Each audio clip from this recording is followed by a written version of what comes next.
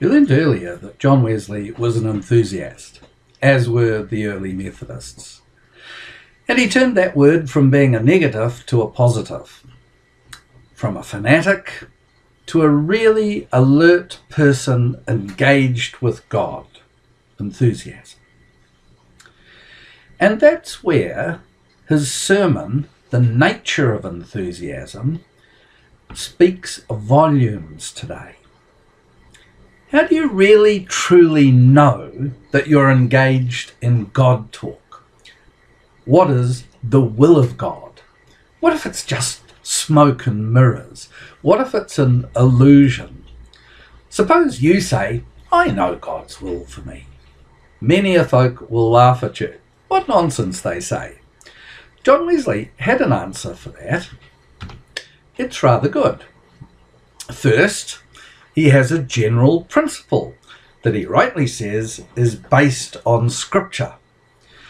Wesley says, quote, the will of God is our sanctification, unquote. So far, so good. He goes a little further.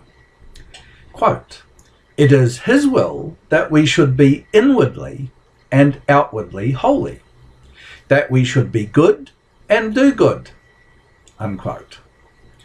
But how can that be applied, for heaven's sake? How does it work in practice?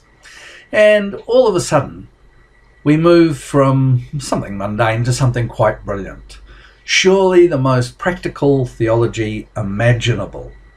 In any particular situation, Wesley says, you work it out this way, quote, partly by reason and partly by experience, unquote. So instead of wasting everyone's time, don't ask, quote, what is the will of God, unquote. Instead, says Wesley, say this, quote, I want to know what will be most for my improvement and what will make me most useful, unquote. That was the key to the early Methodists. What would make them useful to others and what would improve them as people. But now, something that embarrasses the Methodist denomination. Mr. Wesley, ever willing to reason, understood some problems might not be solved. What if we couldn't work out the right thing to do? What then? John Wesley said we should do what they did in biblical times. Cast lots. That is, take a punt. Have a bet. Or he says, if nothing works, open the Bible at random and pick a verse. And he most certainly did do that on 8 occasions recorded in his journals. Most Methodists today are severely embarrassed by all this, but I think it's highly interesting and maybe has a relevance which the contemporary Christian fails to see. Let me tell you a brief story. When I was a young minister, I was sent to a country circuit. There were some seasoned old hands in those tiny rural congregations. We had to discuss the annual fair. It was necessary to have to raise funds to pay my stipend. It was suggested there be a raffle, a prize of a pig or some sheep. On no account, thundered some church members. We are Methodists. We have nothing to do with gambling. That is the devil's instrument. And I, being very green and very nervous and really wanting and needing to get paid, bit my tongue, held my peace, refrained from saying casting lots had been a John Wesley practice. On the odd occasion, so to speak.